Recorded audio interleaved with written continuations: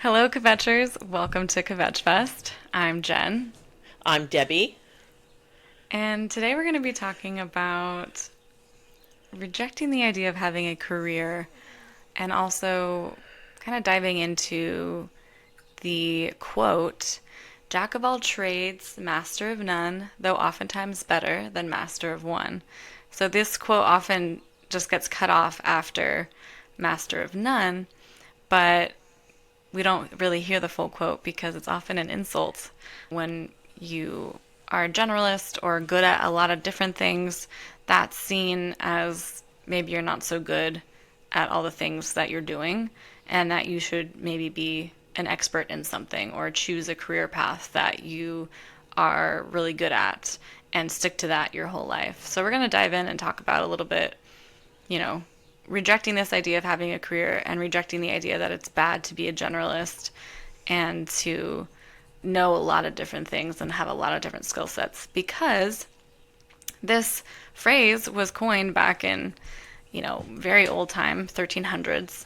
And when you're talking about the time of that coming around, it was during people when they only had one job that they were good at, like carpentry or cobbler or, very specific roles. And if there was already a person like that in town, then you had to go to the next town and find out if you were employable there. So back then, it was actually way more valuable to know more than one skill set or more than one trade. But now it's seen as it's why do you have to know so much? You're not going to be a good fit for us because you've dabbled in a lot of different things versus just having a career of just being an engineer, let's say.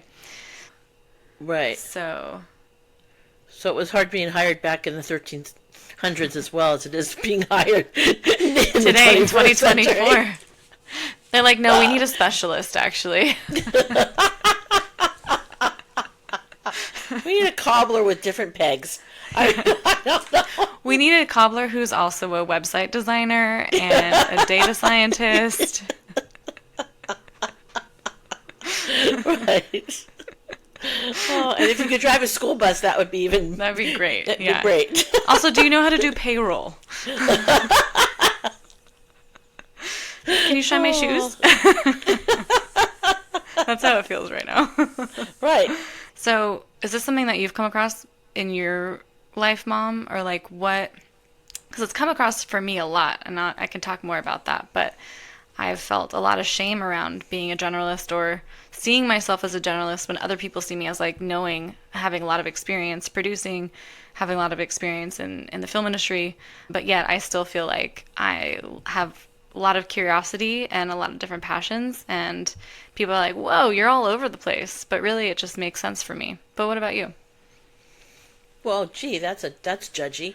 You're all over the place rather than saying, "Wow, you know a lot about a lot of different things." Boy, that would have been nicer to hear.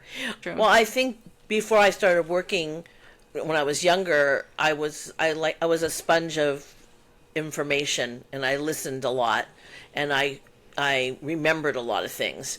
And so I remember when I first met your dad's family, and I was around the table, and you're nervous because you don't know these people very well or at all, and I was talking about something that came up, and I was spouting out what I knew about it, and my then not father-in-law, but he was going to be my father-in-law soon enough, he said, "Wow, you're just the Encyclopedia Britannica." And I thought, is that a good thing or a bad thing? And here I was trying to show, I wanted him to know who I was.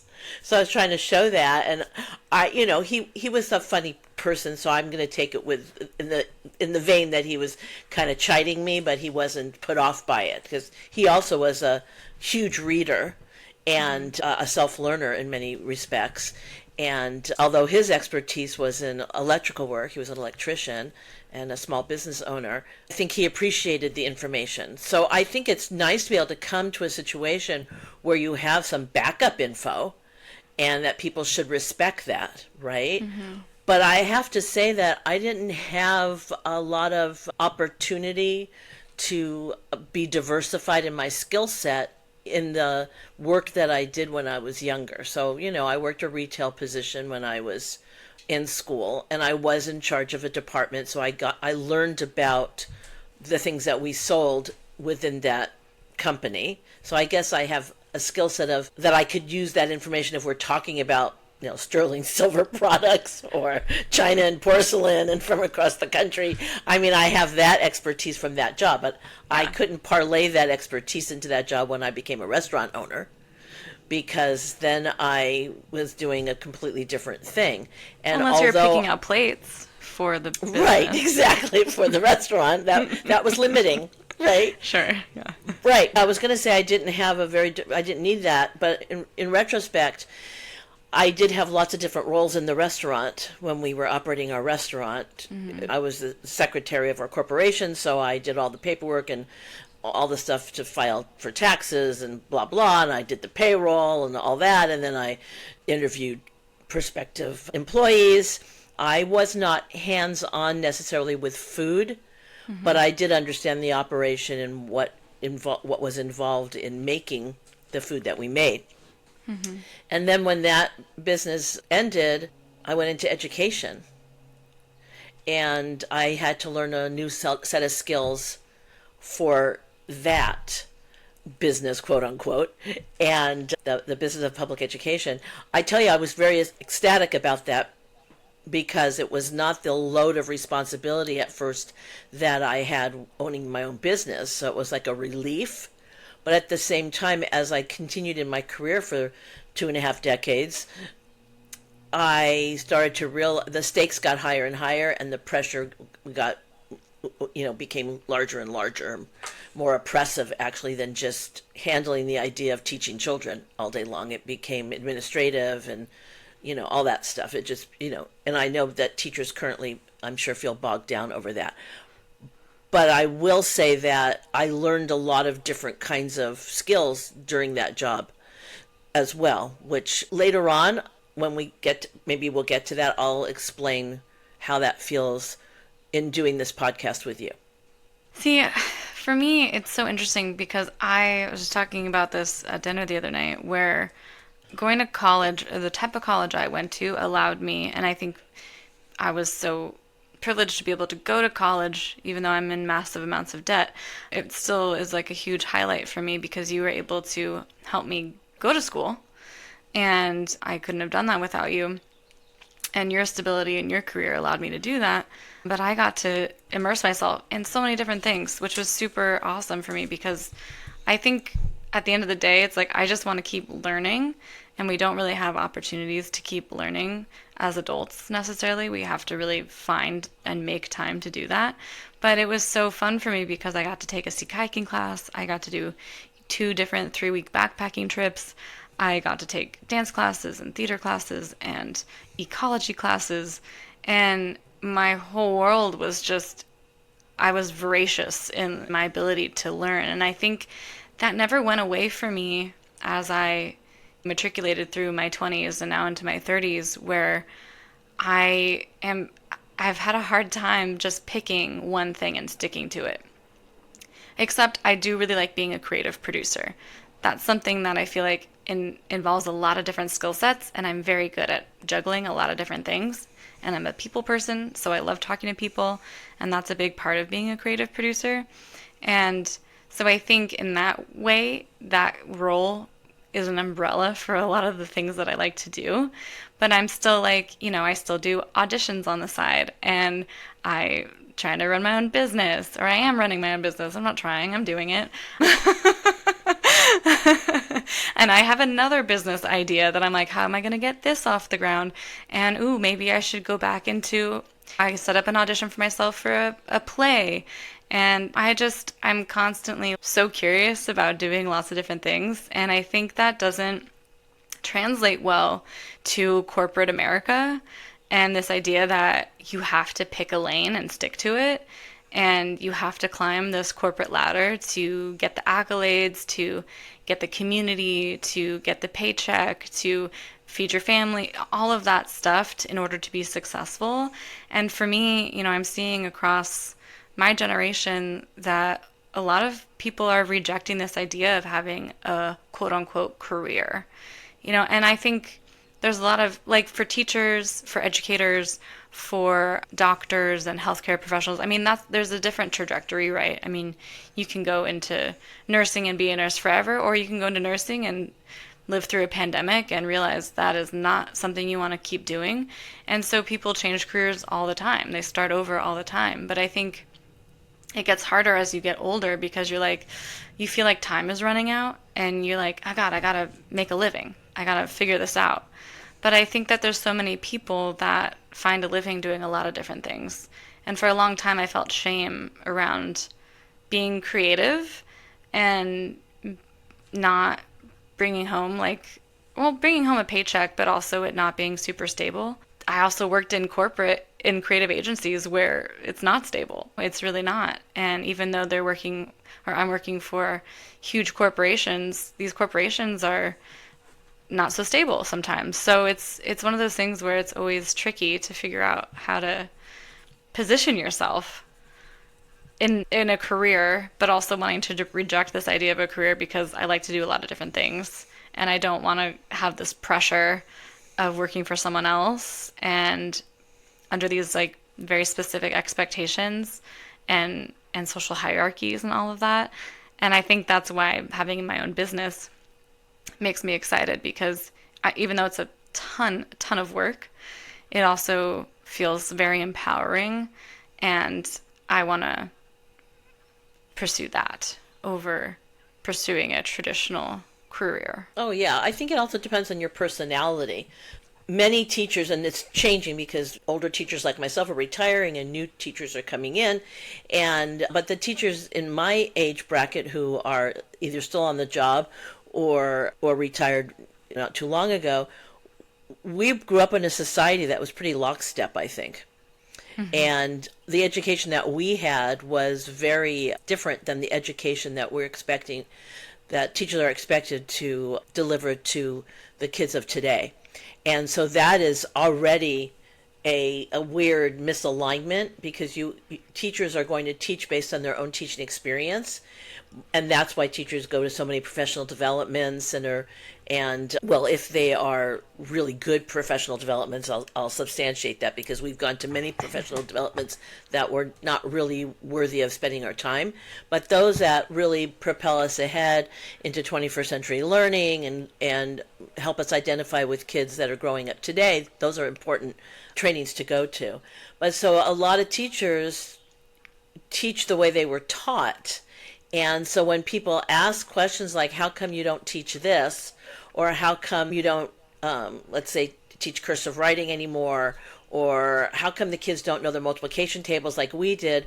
It's because when we were taught, it was all pretty much rote learning. We were showed a system and we replicated that system. And if we weren't smart enough at the moment to understand why we carried over and borrowed, we just had to keep doing it until we figured out the pattern, so to speak. Whereas nowadays, the kids are taught in a sense of discovery and phenomena, where they come to these ideas of algorithms based on what the teacher has led them up to. So it takes a much longer time to teach certain subjects because, for instance, the curriculum is deep, and there's a lot to each thing that we have to teach, and you only have a certain amount of time in the day, and you're dealing with children who like to hijack your time on a daily basis, right? So it's not easy. I mean, because I recently retired, people will say to me, well, what would have caused you not to retire? And I'm like, well, the pandemic had a huge effect on kids and trauma and adults, and I think I got to the point where my management skills were not working on these kids, and they were constantly trying to create mutiny in my classroom and not a funny mutiny, but it started to be kind of a sadistic mutiny, unfortunately, and I just didn't want to do that anymore. I had done a lot, and I think working with kids, sure, it's hard to work with adults, but you can walk away from an adult.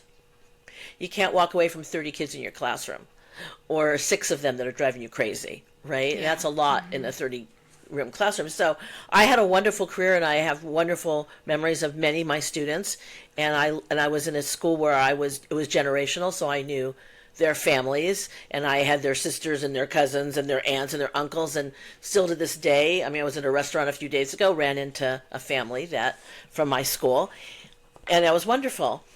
But I think it's different now, and with the amount of technology as fast as it's coming at us, and maybe they felt the same way during the 1800s and whatever, but it was different kind of technology, right? Mm-hmm. You really need to be able to be a problem solver and think through things in order to do the things that they're asking people to do at what I consider warp speed. I agree with you. I feel like in Right? the corporate world, it's like rush, rush, rush, rush, rush. We're on it. It's like everything's an emergency. And it's like, no, the only time it's an emergency is when you're in an emergency room. Like, Right. you know, Yeah, or like there's sirens and the right. lights are going off. Exactly. Like, I'm sorry if that client didn't get their brand kit on time. I think they'll be okay. You know, yes, is it going to be a disappointment that it's not ready? Sure. Are you going to work with the client to make sure they're happy and despite a hiccup? Yeah. But this isn't the end of the world here when you don't get someone their logo on time. You know what I mean? Like, it can feel that way, but it's just Right. like, you know. Well, I think that's that when you said climbing up the corporate ladder, it's the same. That's the kind of thing. It's like you're always on fire. In order to do that, you need to have a fire to be able to prove that you are, somebody who can get all that stuff done and not disappoint people too often. Right. But we can't exactly. We can't. So I would say my career was different in that you're right. There's a certain trajectory to these careers. Certainly, teachers leave classrooms and go into admin and become principals or other types of roles within a district and that kind of thing.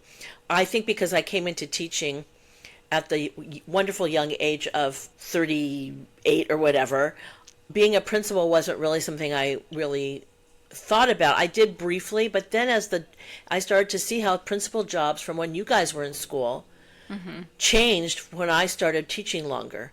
So I remember a principal at one of your schools where they would come out at lunchtime, they would dress up in costume, they would, were very social with the students. And there are principals that do that. But a lot of their job is stuck in an office and meetings and budgets, and it's not as hands-on with students, and students don't get to know the principals as well as we did, I think, when we were younger, and they were more visible, right? And it depends on what side of the fence that you are on. I would love the kids to see a more visible principal. Did I want to see a more visible principal all the time? Perhaps not, because you're open for criticism, of course, but that's just an ego thing.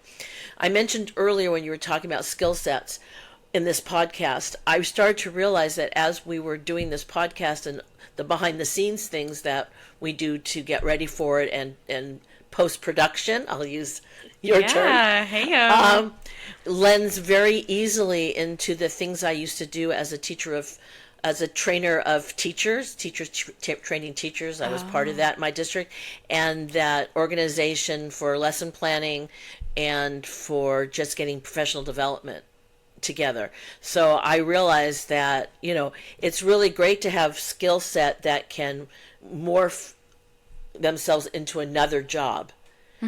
So that's why when you say that original quote, expert of none, it's okay to have all these different skill sets and then you somehow learn to use them in other situations. Yes. But it's really interesting because I was, over the course of my career, I would go to many trainings and they would have us do icebreakers and blah, blah, blah. Or they would ask us point blank questions about our skill set. And oftentimes teachers would not know what to say. Because they are so entrenched in the daily that they don't realize how wonderful their skill set is unless they step back from it and look at it from an outside looking in. Right? And all the things that you do through the course of the day to get from point A to point B. Yes. Basically. Totally. Yeah. And feel like you've accomplished something that day. And there are going to be days where you feel super stoked, and there's going to be days where you go, whoa, did anything happen here today? Right. But that I think is the same probably in any office, in any corporate situation, in all different kinds of jobs. Yeah. I mean, I'll tell you right now, the 40-hour work week is a sham because people in corporate offices are not working 40 hours a week. They're working maybe 20. But Right. sometimes, maybe some weeks they're working 60, maybe some weeks they're working 40, maybe some weeks they're working 32. Right. But for the most part, a lot of times people are not working ever a full 40 hours if you're working behind a computer. I mean, that's just, in my experience with my coworkers and what I've seen, that's just not the typical thing. I mean, yeah, there's busy times, things like that. But yeah, so it's funny to me that we keep that kind of going, even though it's not really true. Well, Except I think there's a county near me that just went into the 32-hour work week, and they made it a thing there, and they kept the pay rate up, and I think that's awesome. that's fantastic, but does that mean they're only going to be working 16 hours a week? I hope so. Gosh. Well, I think that when you're talking about time on task, that is not a complete 40 hours, right? Right. It's Yeah. just like in the restaurant business or any retail establishment, there's slow periods Right. and there's like you're breaking your neck periods, Right. But then right? it's like my partner who's a carpenter is like, well, what do you mean you're not working 40 hours a week? Like, I am. I have my 2 10-minute breaks and my lunch, and I'm working. Like, I'm not on my phone like you are when you're at work. I'm doing tasks. Right. So I think it is very different with whatever job you're in, right? That the 40 hours or the day to day is very different for people who don't work behind a computer for most of the time. It's just a different type of, or Right. And teaching, it does you know? right. It's It doesn't have yeah. to be behind yeah, it doesn't have to be behind a computer necessarily. It could be you're in a restaurant and there's no customers. So what do you do with yourself? So the Clean. prep is you clean or the Clean. prep's done or you chat a little bit with your coworkers, which is not a terrible thing to do No. because the more that Yeah. we know about each other, the more team mentality we can create, and when the times are busy we can work together and not sort of sabotage each other. I think that the 40 hours means that we're out of our houses, we're out in a workplace, we're accomplishing what we can within the time that we're away from our home or in our home office or whatever, that kind of thing. Right. Right? Right. But I understand what you're saying, that you think that people should have more, leisure time or recreational time. I guess the truth is we have a lot more leisure time in comparison to people that were, let's say, in the 1300s, where you were talking about that quote, because everything was very manual labor. Everything Oh, took yeah. a very long time. People got injured on Yeah, jobs. cooking And dinner took 8 hours. yeah, it was a And, big deal. it's a big Housework deal. was, Yeah. laborious. And so we live in a much more efficient world, but the But we're still byproduct, working. Yeah. well, yeah, because the byproduct of efficiency is what else? You can do more now, You can do more now. Yeah. right? Well, so we're not going to Right. change a dang thing, even though we have technology that could eliminate jobs, which for some reason is a bad thing, but it's only a bad thing because we need money to survive. In Well, my yeah. reality, I'm like, eliminating jobs, that's great. We should eliminate all of them so that we can just be in community together and have community gardens and, you know what I mean? But Well, that's that's not. utopia. That's that- Shangri-La. Well, it's socialism. Well, yes, no, and I wouldn't say I'm Yeah. against that, but I'm just saying there is a point where, okay, so Shangri-La, you should watch it. It was a movie. I think that things that are too good also become bad. Well, there has to be balance, like anything, right? Right, But right yeah. now, we're not in a balance. It's always like produce, produce, produce.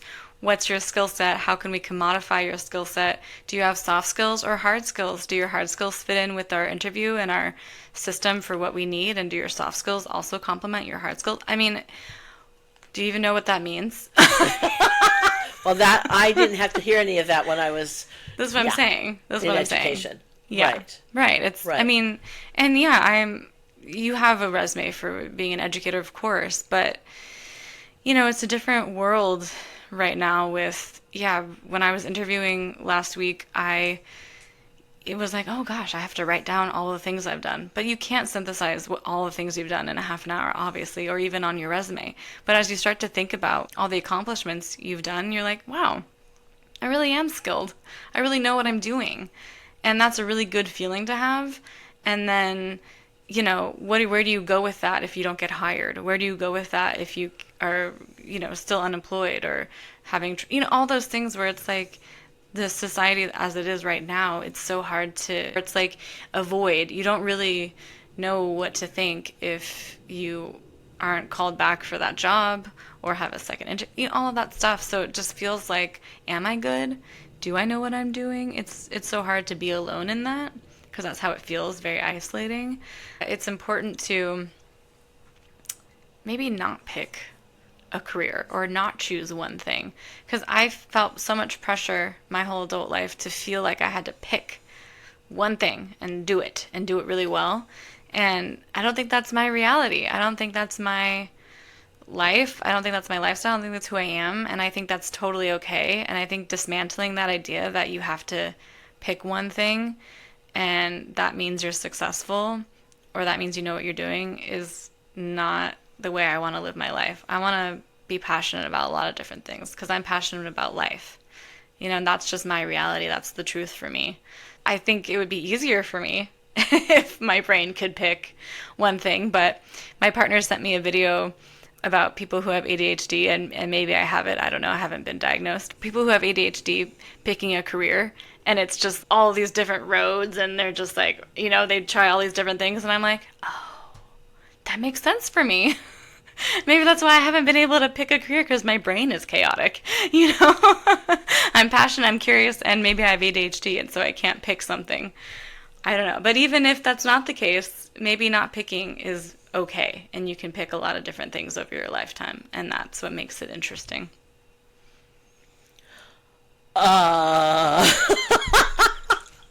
See, welcome to my brain, Mom. I know, I think I do have ADHD. Okay, let me see if I can parse some of this out. First of all... Sorry. No, it's okay. I was thinking of so many things while you were talking about what you were talking about, not what I wanted to say, but what you were talking about, that I was like, whoa, okay. So first of all, I think there are people that are like you that for generations before us. Okay? Yeah. So this is not necessarily new. Mm-hmm.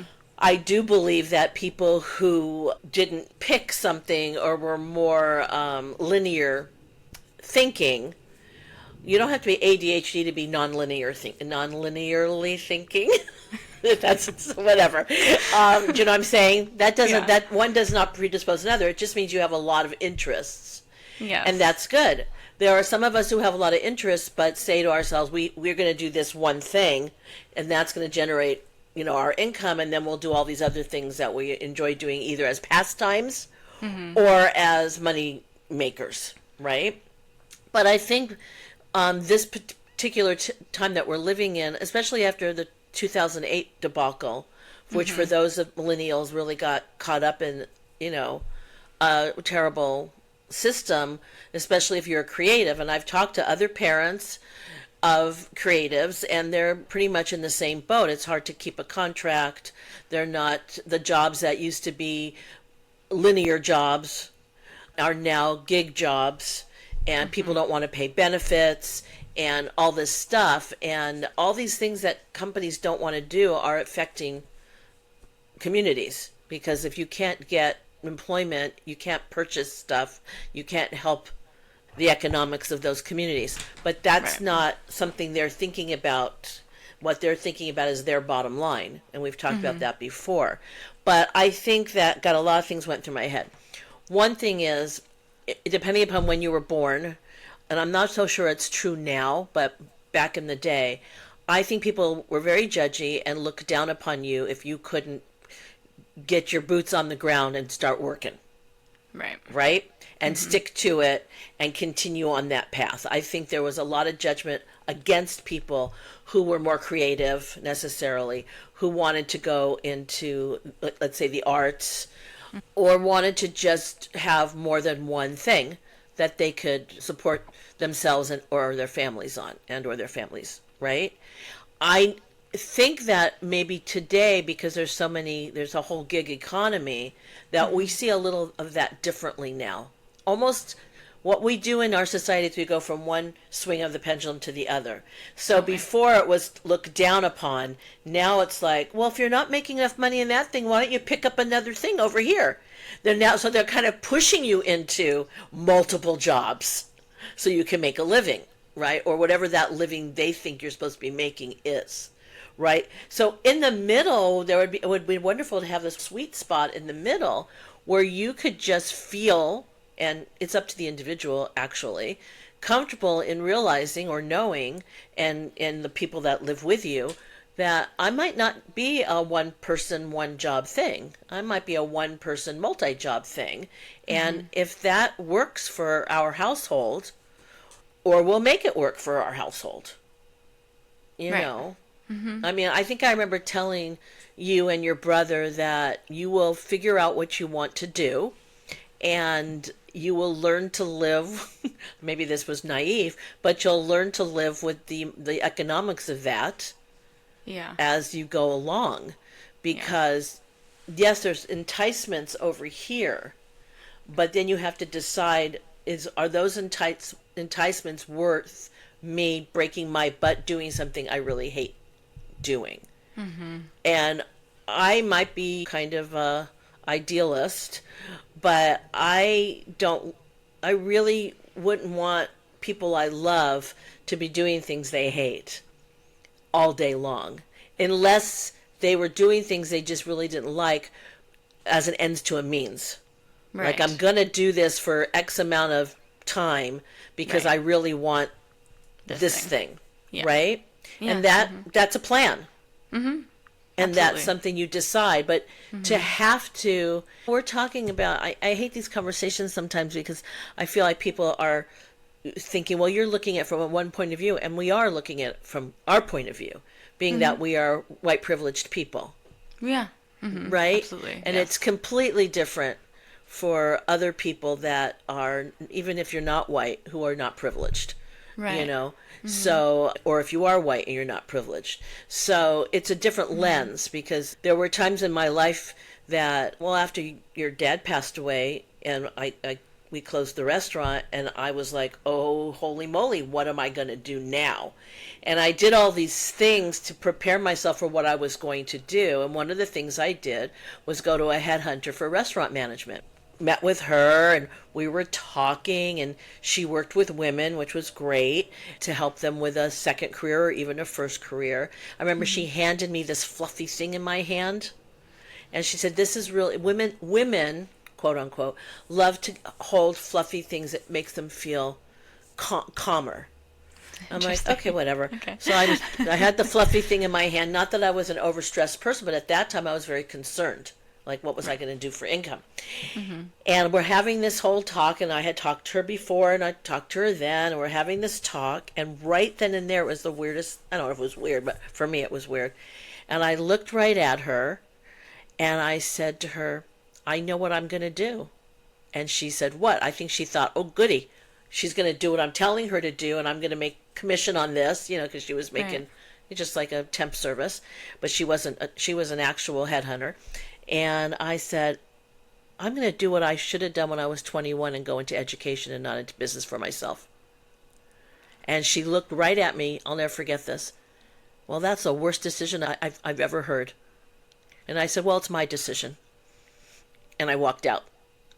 And I immediately took steps to figure out how I could become an educator. But I had a second, it's an awful situation that happened, but within that awful situation was a second chance Yes. to have a do-over for my life. Because the restaurant wasn't something I was like, oh, yay, let's open up a restaurant. It was what your dad wanted to do, right? Right. And I did the stuff to go along with that because we were going to be a team in that, which was fine. When push came to shove, that wasn't my personality. And what I really should have done, woulda, shoulda, could have, is after I got my degree, I should have taken that extra year and gotten my credential. Having not done that, doing the other thing, I thought, let's go back and pretend that I'm 20 again, or 21, and I'll go back and do the thing that I should have done, or would have done had I not done this. It worked out really well for me. Yeah. But the idea that I was going to talk to a headhunter about staying in the restaurant business, only because I've been doing that for almost 20 years. Right. And then just having this epiphany, like, that's not who I am. Right. So I really would hope that people got to do, if it's not in their daily job, that they did something else after their daily work that's really who they are. whether Right. it's for Yeah. money or not. I agree. I mean, people say life is short. And when I was a kid, I was like, ah, what you talking about? That's so stupid. But, now that I'm 67, I realize, oh, crap, how did I get... I mean, I'm thankful that I'm 67. I'm here on Earth. But, my God, how did this all... So, it I felt know. so... Now it feels so quick. Oh my Even though gosh. I Well, know I lived a lot of things. no, I know you have, and so I'm 34, and it's like I wake up in a panic constantly because I'm like, I'm 30s. My career's been a mess. I haven't made money. I got things to do. How am I going to pay rent this week or this month? It's like, I just totally wake up in a panic because I'm like, gosh, I'm in my 30s. I did not think my life was going to look like this. I'm also super happy with my life, but there's a part of me where I'm like, gosh, I just thought I'd be a little bit more stable and not experience like chronic unemployment. And it sucks that that's part of my story, but it's like, well, how am I going to make that my story in a positive way? I have to start walking away from the negativity for me Yes. because it's not helpful and it's really anxiety inducing, but it is this kind of panic. I think waking up thinking, "Oh my gosh, you're spinning your wheels."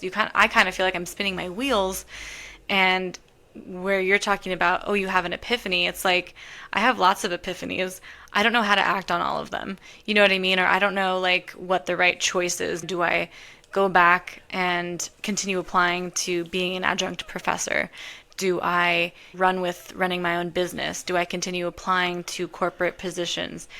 All these things because what I'm learning is at these business networking events, women or marginalized folks who have their own small businesses, I mean, it's super cool to see that. And it's so empowering to see that these people are just doing something and they're doing it.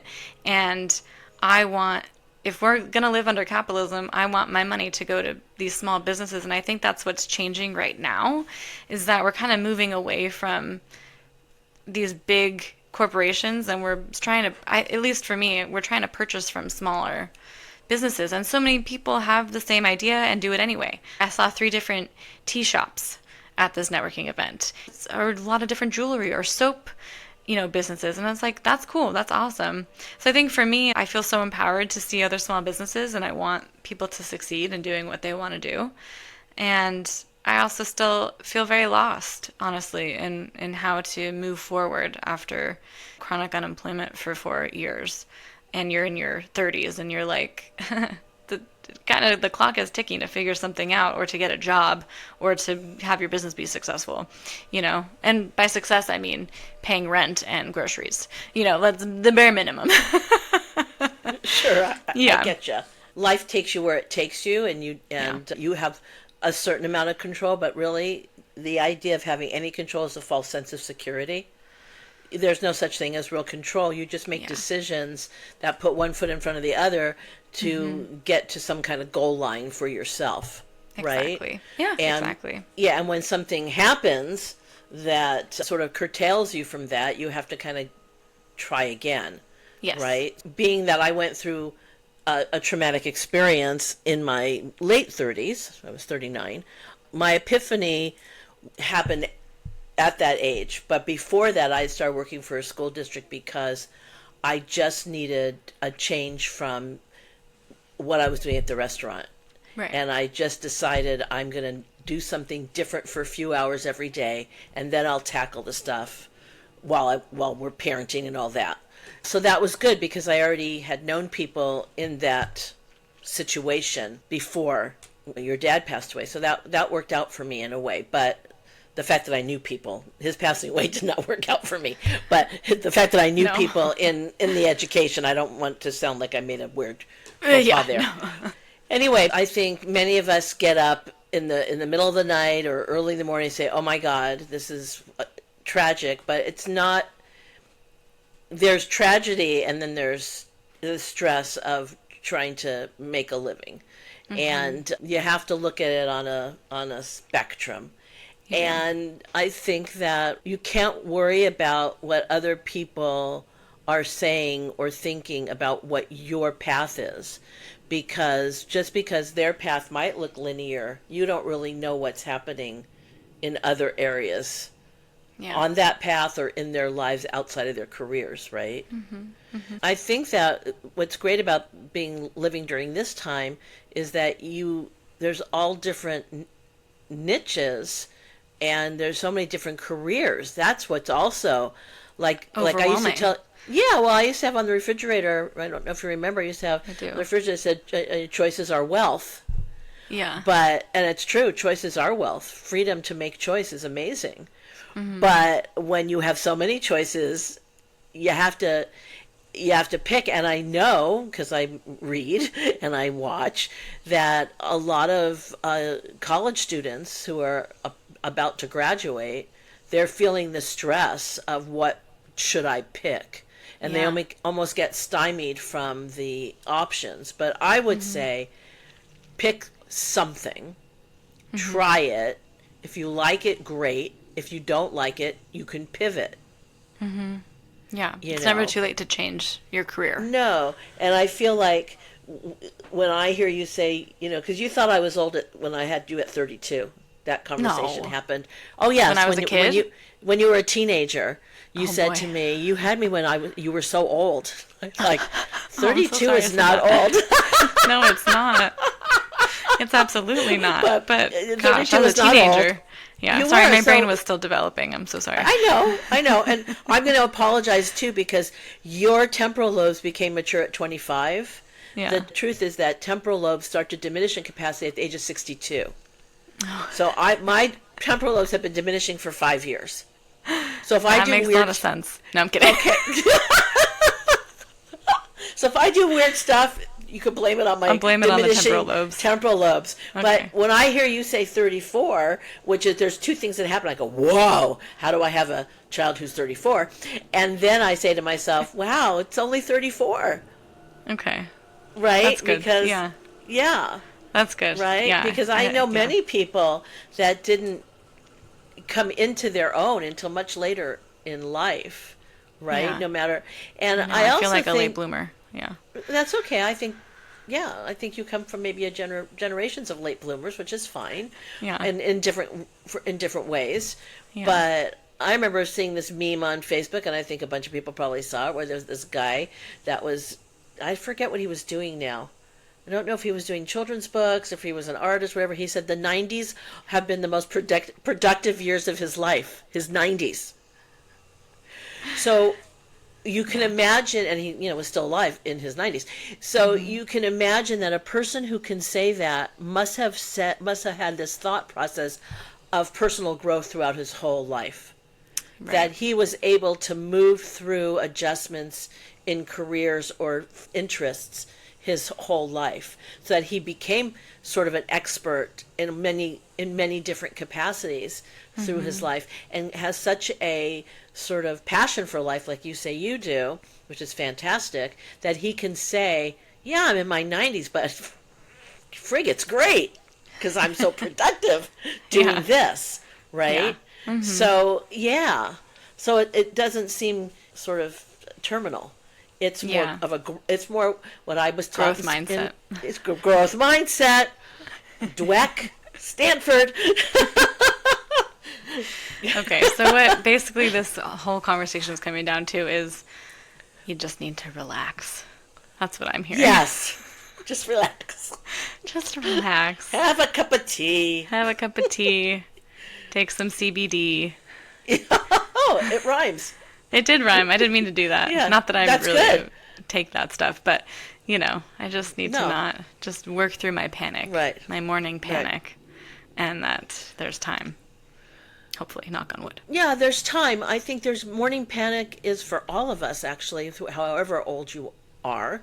I remember having morning panic the whole time we were in the pandemic, because my whole life was flipped around, and I'm like, am I going to be able to do this thing that I'm supposed to be doing, that I'm getting paid to do? And I mean, and then, I can't go out to the store, or I felt so stressed Stifled. about that. Yeah, stressed. Yeah, Yeah. I felt stifled. I think that you're right. It felt stifling, and the panic of not being able to have the freedom to do what I wanted to do. And I'm not Right. saying necessarily the freedom on my job, because I knew there was going to be new stressors for that. And it was really stressful because originally they sent us home with 2 weeks worth of materials. And we Yeah. went far beyond the 2 weeks, and I started having to create stuff or find things. Then they got better at having things online, and it got better and better in a weird sense that I could do my job without feeling like, oh my God, and Yeah. I think the worst thing for me during that time was the initial giving kids devices and Yeah. somehow thinking that they were going to actually turn them on to come to school. The responsibility of wrangling kids and calling homes and trying to find them, that was hugely stressful for me. And when they finally figured out how to do all that more easily and better and were able to inform parents and all that, it became a different stress because then they were there, but they weren't really there. Yeah. And I felt really responsible for them to be there. So a lot of my job was just trying to get kids to get online so they could learn. Yeah. And I wished we had talk about not being linear, and we have such a hard time with that in this society. I wish we had realized that this was an opportunity for a whole different kind of learning during that time. Yeah. And a whole different type of just doing life in general. In general, yes. It made things worse for so many people, even 4 years later. Yes. Yeah. And I think kids are really still traumatized, and they're still acting out from all that stuff because a lot of them were home alone, and adults are traumatized, I feel like, too. I feel like everyone's in fight or flight mode still. It's like I think strange. It is strange for those people who are like you, and sometimes we go in and out of being like that too. True. Where you see things more as a winding path than a straight arrow. I think that's an asset that you shouldn't let people tell you is not an asset. It's like, oh, decide already. Well, you can make a living doing all kinds of different things. Just like a person is not all one thing, the way you make money doesn't have to be all one thing. And those of us from the generation that I just retired from, it was different. For many of us, we were more lockstep. Mm-hmm. You know, we had government jobs, or we worked for corporate for a long time. As things get different, people are going to have to figure out how to adjust to that. And society is going to have to change their point of view about people who do different things. Yeah. Yeah. I mean, seriously. So it's an asset. Relax, and it's an asset to have. It's an asset. Yeah. Multiple an inquiring skill sets. An inquiring mind. Yeah. So what? So then you are the Encyclopedia Britannica. Yeah. Good. I am your child. Right. You have a better memory than me, though, but I do have a lot of your personality. Yes, well, my memory is my memory, and which is great. I think I'm jealous. Yeah, I don't know. I think it's because I come to situations emotionally. Yeah, and or so you take it helps the me. ashwagandha. No, what is it that helps your memory? St. John's I don't wort? take anything. I know you don't. I I'm take joking. a multivitamin. You do, yeah. I do. Exactly. Yes. Well, that's a whole other discussion. We can have that discussion. We could. Maybe next time. Other mood enhancers. But to get back to the original quote, I'm not sure, you're probably not too familiar with Petticoat Junction. Mm-mm. But in Petticoat Junction was little town, basically, country town. And I always laugh because the guy who was like the jailer was also the postal worker, was also the grocery guy or whatever. Yeah. He would just move from window to window. It was the same guy. Whatever. Maybe he was the justice of the peace. Whatever it was. And just only getting paid one wage for one job, but doing three. Which is still the same today. Right. Okay. It is. So, but back in 1300s, if they already had a cobbler, you were SOL. Yeah, that's true. Yeah. You had to go to another town. Yep. Yeah, that's a schlep back then. It was. No Teslas. So careers aren't dead. You can still have a career, but you can have different. Do I want one, do you want one? And do people out there want them? What does my own career look like? Yeah. Right. Yeah. And, what does a career look like in this economy? In this right. time, And you know, look. Yeah. Look, they didn't have people called influencers. Right. When I was a kid, right? Right. Well, we influenced. Well, they were celebrities. There were celebrities, and we had ads. Yeah. Okay, but we didn't use the term influencer. Right. That was not a term. But what I really love about that is that some people, as soon as we became more computer oriented, just jumped right in. They Yeah. had the foresight to see what Right. was needed and did Right. it. Yeah. And that's why we have Google and Yeah. PayPal and all these things. So that is what's amazing about being a person who can jump from something else to something else and see where there's a need and fill it, or Yeah. decide that they don't have to. And Yeah. so it all depends what your goals are. This is true.